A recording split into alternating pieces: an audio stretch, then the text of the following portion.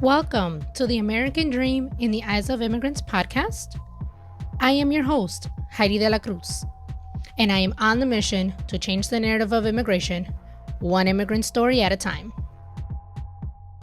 Hello, everyone. Welcome back to another episode of the American Dream in the Eyes of Immigrants podcast. I am your host, Heidy De La Cruz, and today I have Miss Jennifer Lara with us, and she is going to be talking to us about her journey coming from Mexico to the United States, and then also her business, her Empire Media.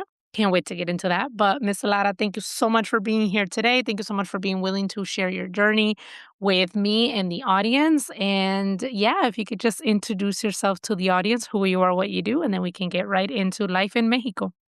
Oh, absolutely. Haiti, thank you so much for having me. I really appreciate this, and I'm really excited to share a little bit more of my story and just dive a little bit deeper into this topic. So, thank you for this opportunity.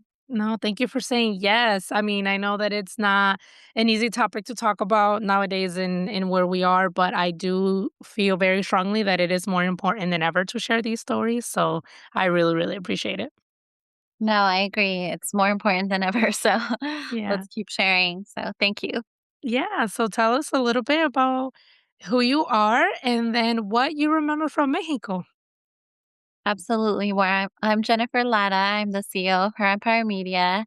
What we do is help women amplify their voices through publishing books, storytelling, and getting on more stages, right? Especially us women who have grown up kind of shrinking our own Mhm. voices, right? When we're told, like, calladita te ves más bonita. So Ah, yes. so we keep quiet to keep the peace, but no, we are absolutely meant to share our voices and our stories, and that can help create so much impact in the lives of others, right? And Yeah. I believe that's exactly why you host this podcast as Yes. well, right? It is. It definitely is. Yes. And as far as life in Mexico, that was your last question, Mhm. right? I really love life in Mexico. In fact, I actually want to move there. I would like to go back and maybe spend at least like 6 months there and just see, Yeah. where that takes me too. Aw.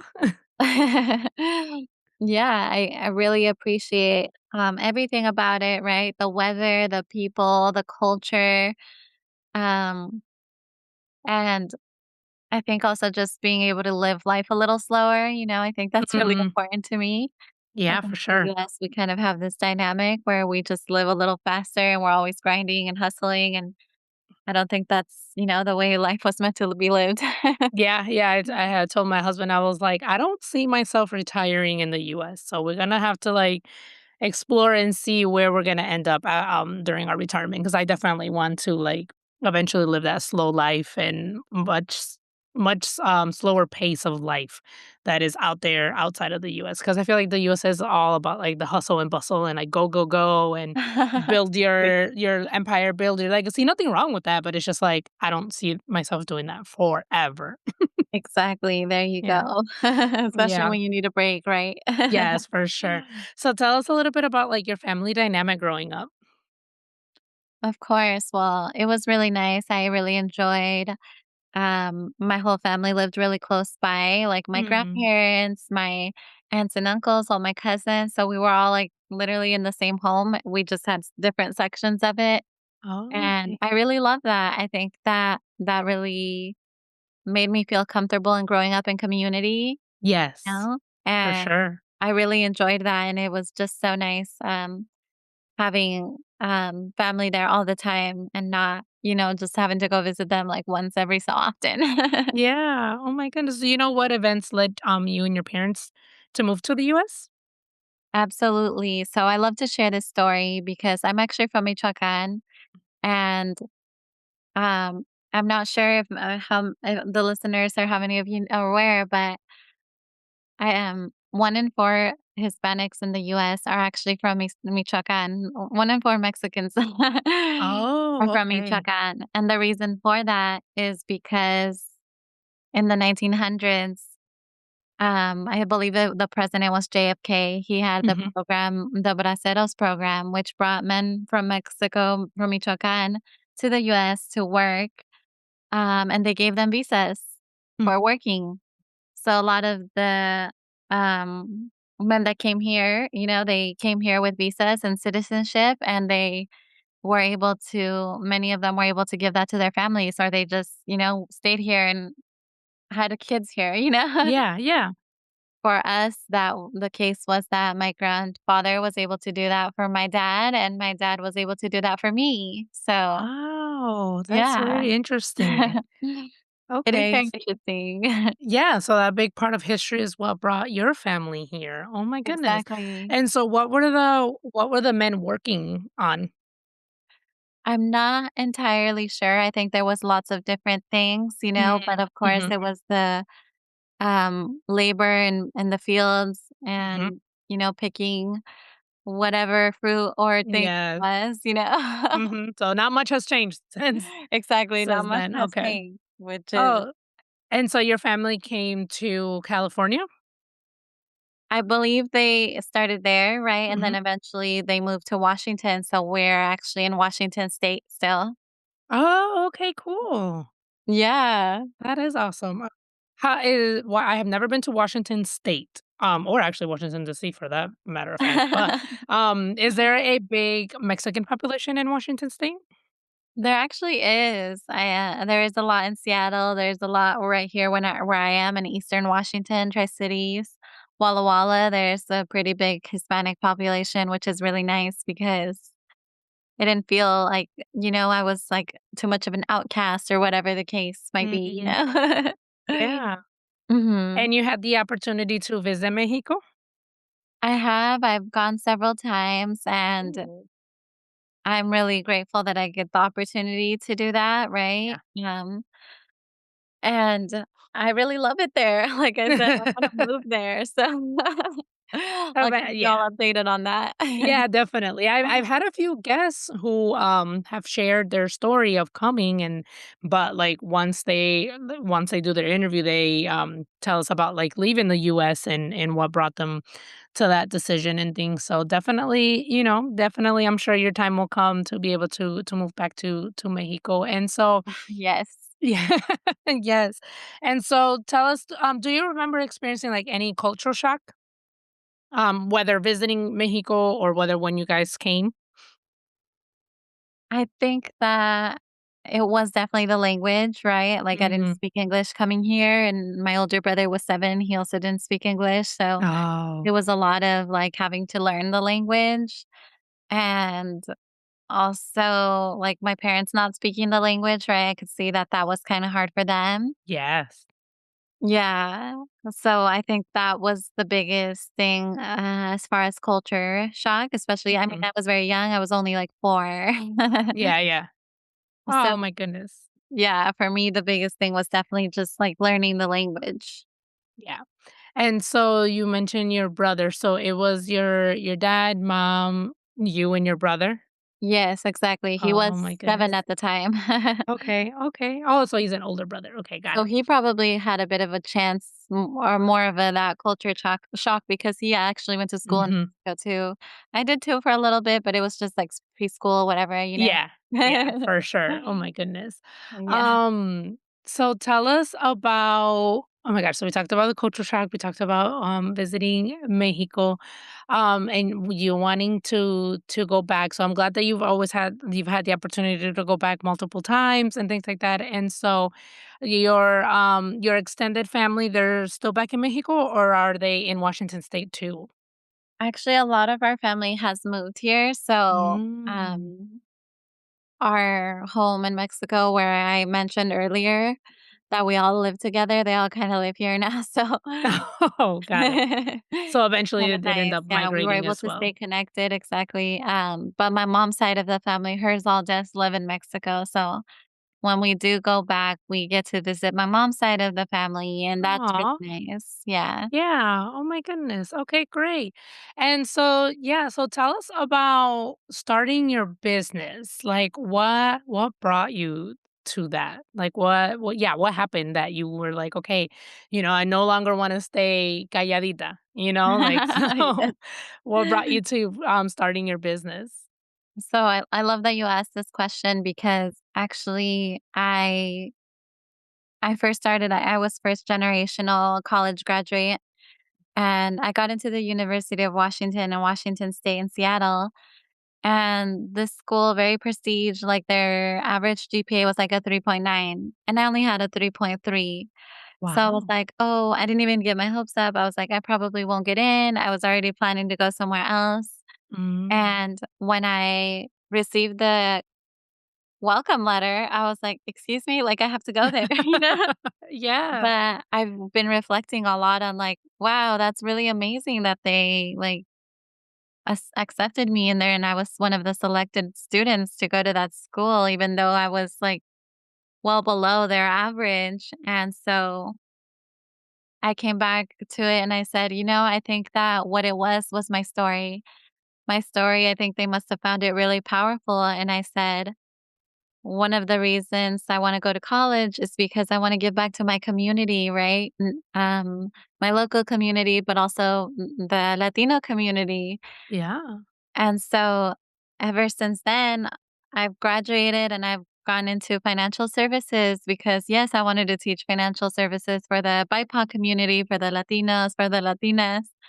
And from there, I just kind of kept developing and developing in my career. And I got into writing too.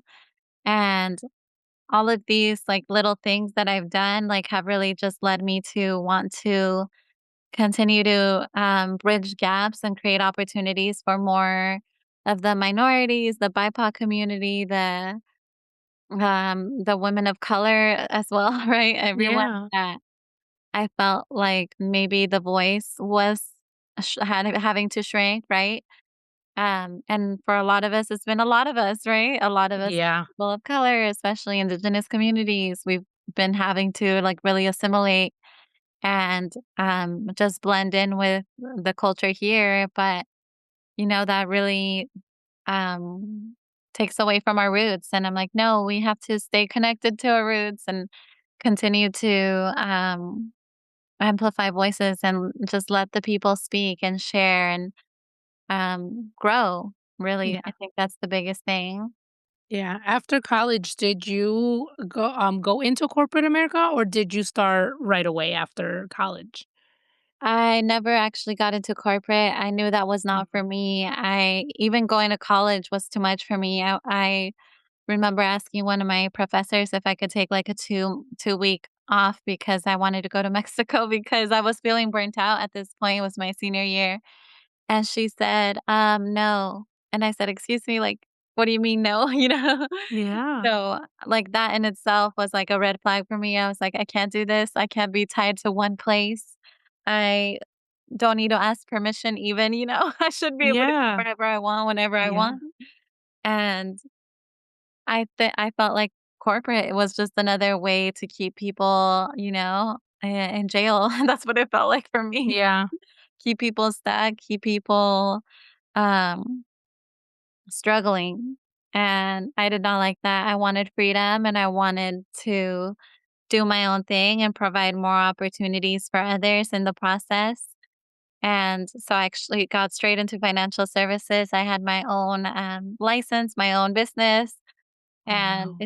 it's been a challenging ride, right? Like I've lived with my parents since after college because I needed that time to still rebuild my life and business after college, and since I didn't go straight to a 9 to 5. Yeah. Yeah, for sure. That was very smart of you, actually. It had Um, to happen. I was not gonna sit through having to ask for permission. yeah, for sure. And so how was that for you, like, starting your business? Because I know that you help, like, with writing and getting women in stages and stuff. So, like, what was, like, the first service that you were offering when you started your business? The first services I did get straight into financial services, so I was doing a lot of like insurance, which I really enjoyed because I think that's something that in the Hispanic community we don't understand a lot Oh about. my god, yes. And we have a lot of that like scarcity mindset, and we have a lot of just lack of education in the financial world and Mhm. a lot of anxiety around money, and I find that you actually don't need to have anxiety about money if you just protect yourself financially with things like insurance, Yeah. And just having some of that financial education can really, move you away from that, um, scarcity and that financial insecurity that a lot of us feel for generations. Mhm. Yeah, that is so true. And how did your parents feel about you taking the route of being an entrepreneur right out of college instead of going to the 9 to 5? I think they were a little confused because they don't understand a lot of what I'm doing, so when people Still right to this Yeah, day. Yes. Yeah. exactly. When people ask like, "Oh, what does Jenny do?" They're like, "I don't even know, like, how to tell you?" Yeah, yeah. Oh So, my like, maybe goodness. you should ask her. Yeah. Okay. I asked that because that is very common when I definitely when I speak with either children of immigrants or kids that came at a young age and they like went a different route than what their parents thought that they would go to. So it's like, wait, do your parents know? How did they feel? How did they react? And so that's why I asked. Oh my goodness. Yeah. Um. They weren't So. totally shocked because I, like, do have like, my grandma had her own business, my grandpa had his Mm, business, so they weren't like they're like, "It's just in her genes?" yeah, for sure. That entrepreneurial spirit is just Yeah, in you, and I feel like there are people who I've spoken to that said the same thing. They were like, "I just can't be in a 9 to 5, like, I it just doesn't work for them." no, So I like, feel like literally, there's I'd rather die. but then there's people like me who I'm like, "Okay, I need that steady check coming in, Yeah, but I'll still do my thing on the side." But I yeah. still I'm an Enneagram 6, so it was just like, I think I that's really need good too, though, like, having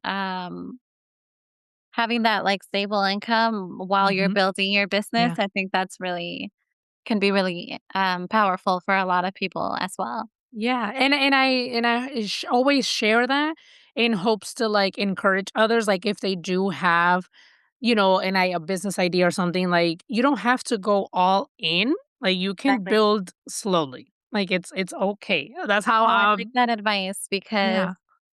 it's true, right? A lot of people are like, "I just can't, like, see myself, like, dropping it completely and going all in?" And, Mhm. it does take time to build?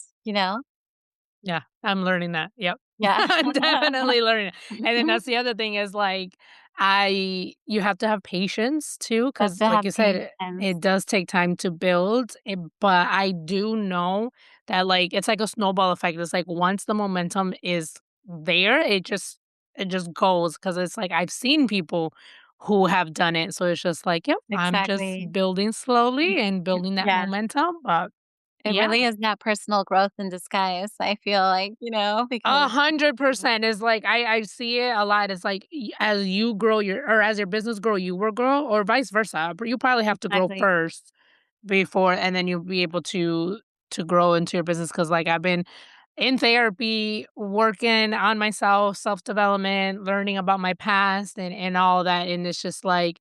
Yeah, it's like the more that I uncover, it's like the more I feel like I'm growing with everything that I'm doing. So it's been an interesting journey to say the least. Good. I'm really glad that you're giving yourself that space to Yeah. learn, and heal and grow through Thank you. the Yeah. opportunity, right? It's really a blessing to be an entrepreneur, and Yeah. even if you're like you said, you're still working because that provides you some cushion, right, while you're Yes. which is And really good. and it eases my anxiety because it's There you like go, yes. yes, definitely. For me, I Uh, definitely ended up with a lot of debt because oh, no. sometimes you do have to end up investing in it, even if it's Yeah. not in the business in itself, but sometimes it's in you, Continue. own personal Yes. growth. And that's Yeah. what I ended up doing, and so I did end up with quite a bit of debt, but I'm still in the process of, repaying some of that and, working through yeah, right, the same money, Yeah. limiting beliefs, like, "No, it's okay, I took this money to invest in myself, and I'm rebuilding that, and I'm gonna, like, get out of that?" Yeah. Yeah. You're not gonna stay there forever. And Yeah, exactly, so temporary.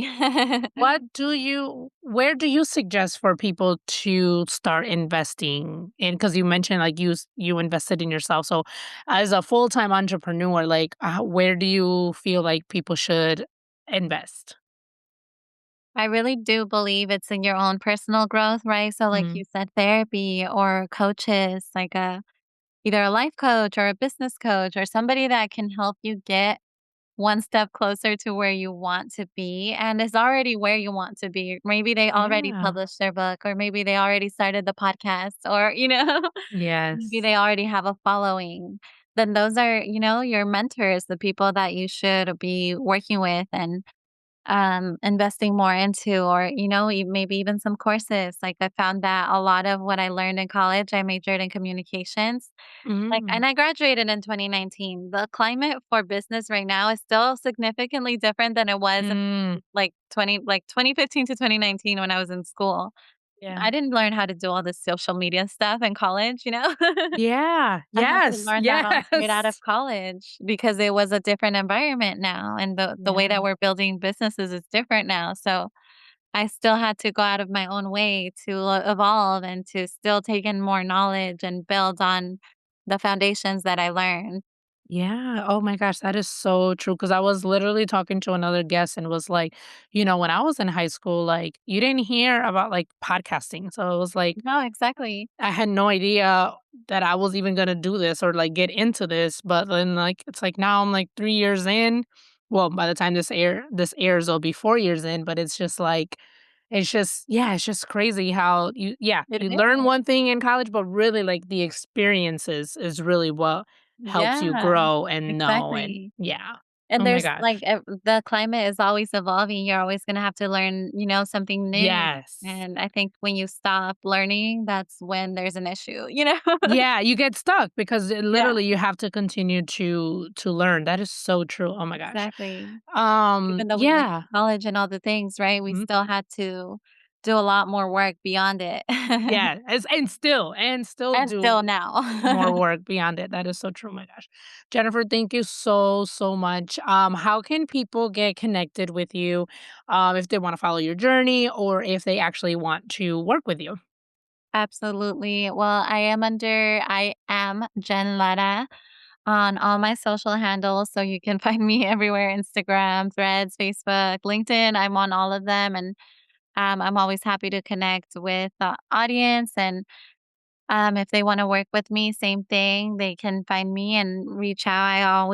I'm running promotional offers. And right now, I'm publishing several books that I am still um, open for adding new authors into some of these projects. So if you're Nice. interested in becoming an author or publishing your own solo book, that is definitely something that we are open to receiving and supporting with right now. Awesome. Perfect. And the last question to wrap up this amazing conversation is what does the American dream mean to you? Oh, I love that so much. And, I think that's shifted over the years. I think that when we think of the American dream, we think of being successful and climbing the corporate ladder and Mhm. making a lot of money. But I think to me, the American dream now means to be wealthy in all areas of your life. And that doesn't just mean financially, right? That means spiritually, emotionally, and have family and abundance of all the good things and, heaven on earth. Yes. Yes. So I love Yes, I that love question. that. Thank you for asking that. No, thank you for that beautiful answer. That is true. It's funny. A lot of people say that. They say, the American dream used to mean this for me, and it's shifted over the years. And I just find that it's so personal now. Like the American dream is just like what your values are, right? Like what is it that you Exactly. want from this life? And so that's why I love asking that question because it's so personal to everybody and Oh, um it's the same but then it's different because a lot of people say like opportunities and like being able to like do what it is that you want. But then it's like, yeah, people really just want to live in peace and with their family yeah, and exactly. And that's provide and shifted, right? Because it yeah. was about success and all the other things in the past. And now Yeah. I think we're chasing the wrong goal, and, we need to just Yeah. a little and enjoy our family and maybe bring back some of our roots that we Mhm. kind of moved through a little bit since, coming to the US or whatever the Yeah. case. That is so true. Oh my gosh. Well, thank you, Jennifer, so much Thank you. for this such a good conversation. And yeah, just thank you, thank you. Thank you so much. Thank you for listening to Mummy Podcast.